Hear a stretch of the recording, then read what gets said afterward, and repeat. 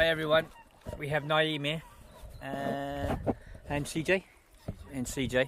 Hi. You mind me putting you on? Yeah, absolutely. That's absolutely fine. I got my own YouTube account. How you doing? You okay? Okay, great. So, what do you reckon?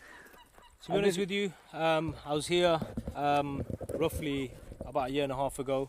So I know about the life jackets. I know the situation, but this is very, very shocking to see. I mean, and this is not going to be all of it, as you can imagine. It's going to be probably a percentage of it.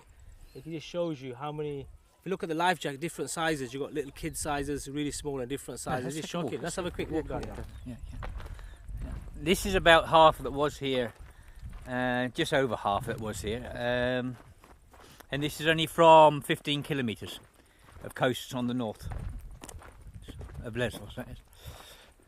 Obviously, it's very shocking. You know what I mean? I mean, a big lot of respect to all the volunteers who have come here to make a difference for all over the world, supporting the cause. And it's just sad to see that we live in a world like this. You know what I mean?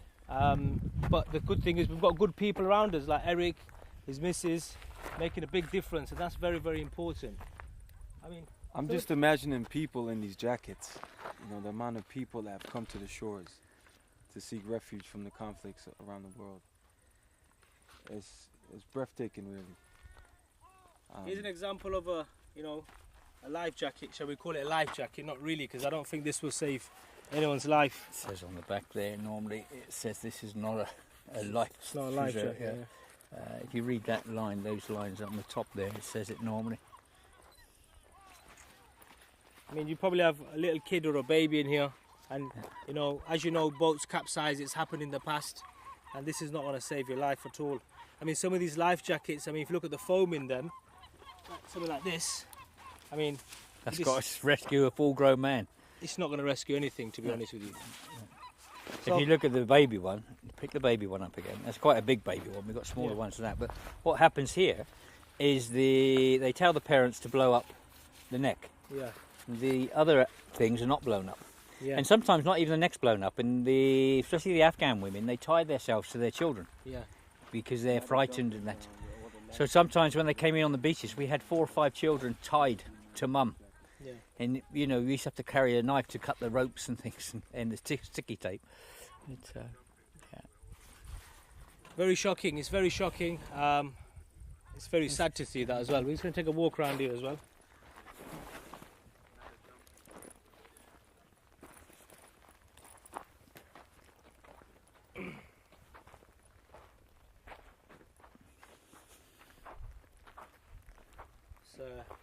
See, here's a real one. Place of where all these life jackets are. Oh. That's a real one. Yeah. That would keep a man afloat. So, Absolutely. Yeah. But as for the rest, there's a couple of good real ones there. Most of them are life preservers. They're for rivers or canoes. Then there's a lot of them just fake. I mean, when we came a year and a half ago, we obviously cut up one like we just did now, and there's no way that piece of foam that thick's gonna save you. The biggest problem we have, as you know anyway, is the temperature of the water as well. I mean, in the winter time, we've seen babies, you know, blue in the face.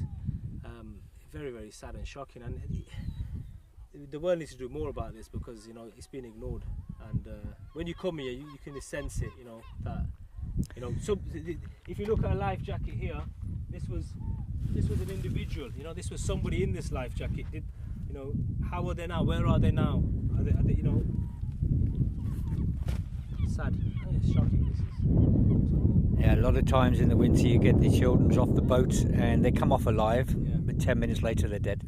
We've seen many cases like that. Yeah, many cases hypothermia, shocking state. And this year we had a lot with frostbite. Correct, yeah. Philippa actually took a guy's sock off and pulled his toe off at the same time. Oh my God. Yeah, and the scream because she opened up all the nerve ends on his toe. But we had guys really bad because it was a real cold winter for us. You know, we had a lot of snow and it went down to minus 12 degrees. And we had a lot of frostbite, you know, people's flesh hanging off. And it'd gone gangrene, a lot of it, the smell of it. It's just where it hadn't been treated. So it's very sad. I mean, usually I'm not lost for words, but in this scenario, I'm kind of lost for words because You know, Let's carry on a walking life up, you see. jacket represents a person to me, and it represents a family, represents a mother, represents a young child, a baby, and I just hope these people are in safe places now. Do you know what I mean? And like you just Well, a mentioned, lot of them are stuck, believe it or not. as you mentioned, many boats capsize, and Yeah, a lot of refugees are stuck here in Greece. I think we've got about 60, 70,000 stuck here in Greece. And they can't move on. I think I want to put one on and take a picture. Yeah, go on, put one on. Yeah, why not? I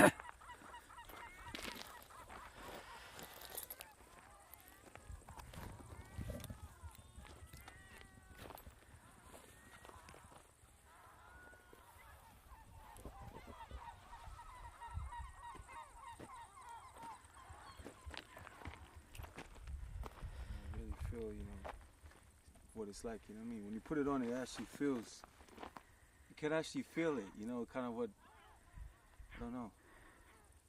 It's hard to describe. lost for words, mate. You know what I mean? It's shocking.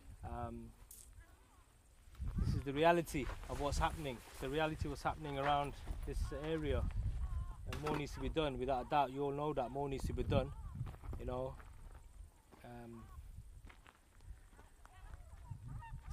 Sad that people have to leave their country. For whatever political reason. We're not here for politics, but we're humanitarians. But for whatever reason, they have to leave their country.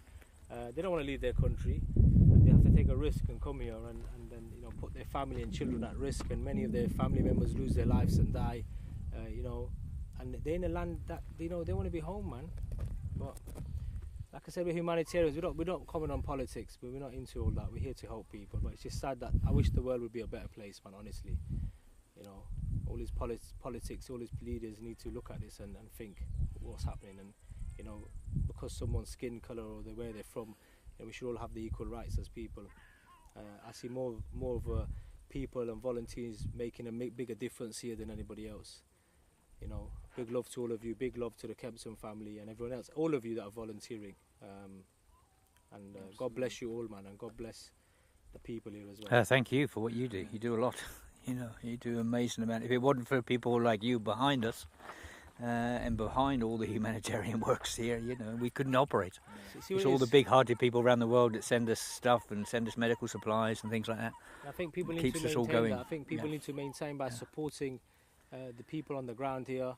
And remember one thing, we're nothing special, Eric, myself, and people that do it, we're nothing special, We're just here to do a job and, get involved, contact these people, get involved and make a difference. This is not about ego.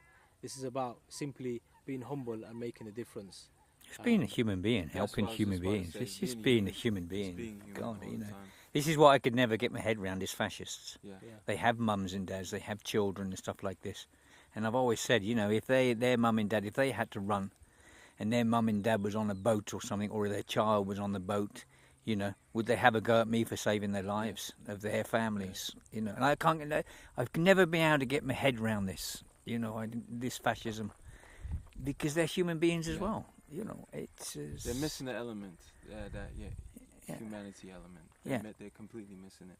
Yeah. And I think, they'd even benefit from embracing that, because when you do, you feel better. Your life has meaning. I don't think it has much meaning being materialistic or chasing status and titles and just competing for resources. That doesn't do anything for your heart, To make a difference, it's very clear we all need to stick together, work together. This is not about your colour of your skin. It's not about where you're from or your background. It's all about being one and working together to help anyone that's in need. And we're in Greece at the moment. If you live wherever you live in the world, if someone's homeless or someone's sitting on the streets, sit with them. And sometimes just having a conversation makes a massive difference. And I've noticed that in my travels, when I travel around to different places around the world, it's not them wanting the aid, and obviously they need it, but that's not what they're after. They're after this to be treated like a human being. And I think that's the starting point of anything, is give them a conversation and humble yourself with that conversation, because you hear some stories of how their life was. I mean, they live better than me and you. But unfortunately, due to whatever happened in their country, they've had to leave, and now they're living in these circumstances. So, I feel ultimately is, don't look at colour, don't look at background. you know, help everybody equally. Yeah, That's it. talking about, you know, living better and us. A few months ago, there's a video. I brought 3 Afghan brothers up here. Okay. And videoed them, and it was an incredible video. And I left them to say what happened to them. And their father had his own TV show in Afghanistan. The oldest brother is a singer, famous singer and everything. And they stood here. And the oldest brother, he actually sung a song in Afghanistan about refugees, for refugees, to help refugees. And now he is a refugee. And that's a really, really powerful video. That really listening to these guys and where they got beat up in Bulgaria and what they had to go through coming through Turkey and things like that. And there's 5 brothers. There's 2 brothers stuck in Iran still. And their father is actually, from being a famous TV presenter, having his own show and everything else, he's on a sewing machine in Iran. Yeah, the brothers now, you know, fair play to them. They've opened up a radio station in one happy family. Okay. That's good. So they need help as well because they're looking for equipment because they want to. They're trying to get a license so they can broadcast properly. Yeah. But fair play to them. They haven't stopped. One of the brothers he's doing a lot of photography and stuff, and they're still trying. Even though they live in Moria, you know, they're still trying to have a life of some sort. Yeah. And we're trying to support them as much as we can, as well as everyone else. Yeah. What do they call this? What's it classed as? What's the name? To me, it looks like. This is the graveyard. It's a graveyard. We call it the life jacket graveyard. Life jacket. Yeah. For a lot of the volunteers, and this is very powerful. This does not justify the amount of. I mean, this is probably about 30-40%. Oh, less.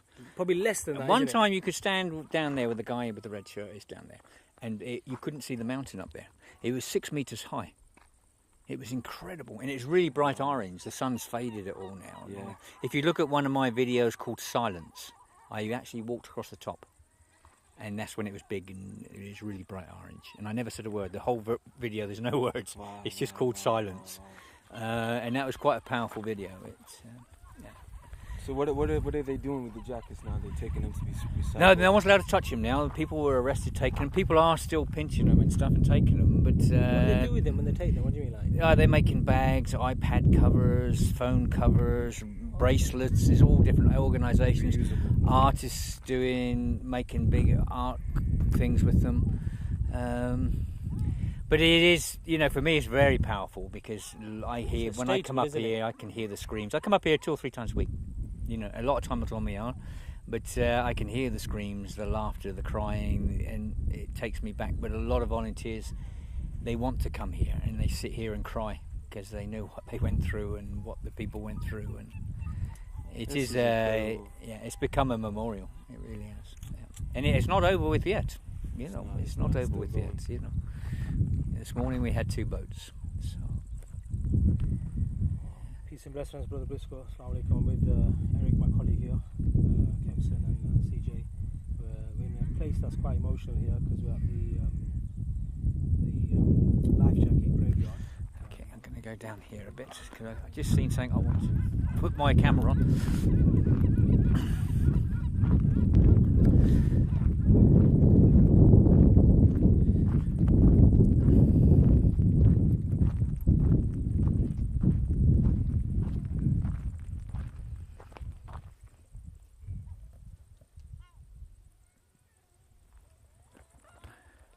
Okay, that says it all, which I totally agree with.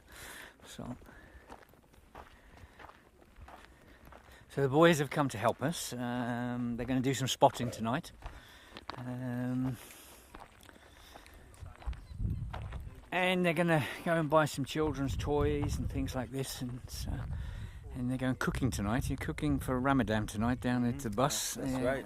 Yeah. So we're going to be feeding some of the refugees there. As part of our intention of being here is to provide some food aid with the donations that have been given and put in our hands. Also, there is a need for toys because there's a lot of children in the camps, and obviously children need to be entertained. They need to have a focus. They need to keep that child spirit alive because they're in a very challenging position, and we want them to remain as children. You know, we don't want to take that away from them. So by giving them some toys is very important. Just being here at this scene is completely breathtaking. I don't even know how many jackets are here. Hundreds of thousands, maybe. 150, 200,000 at least. Wow. Yeah. It just shows you, just trying to imagine people in those jackets and where they are now, what happened to them. Some of those jackets, were on people that have now passed away. And we hope peace is on them as their souls have departed. But also, we aim to be there for the ones that are still here and make sure their transition through this process, this crazy process, is a smoother one than it could have been if there were no people to help them. So. Yeah.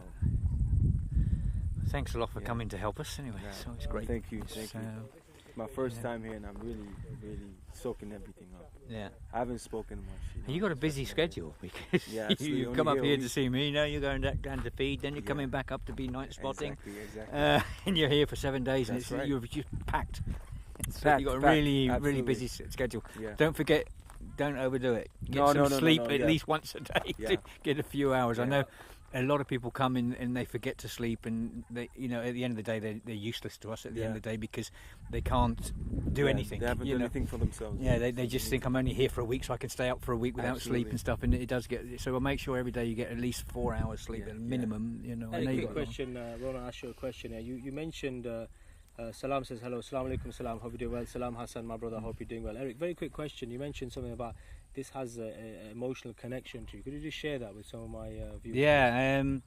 The first time I really, I mean, everyone cries out here, but I really cried the first time I come up here in November 2015, because for me, we brought these people in. The screams, the emotions when a boat comes in, with people screaming. They don't know what to expect from us. We don't know what's coming in on the boats. We have bodies, everything on the boats. But so the emotions are really running high. And every time I come up here 2-3 times a week. And this is what comes to me. Thank you so much for sharing that with us. And thank you for having us as your guests.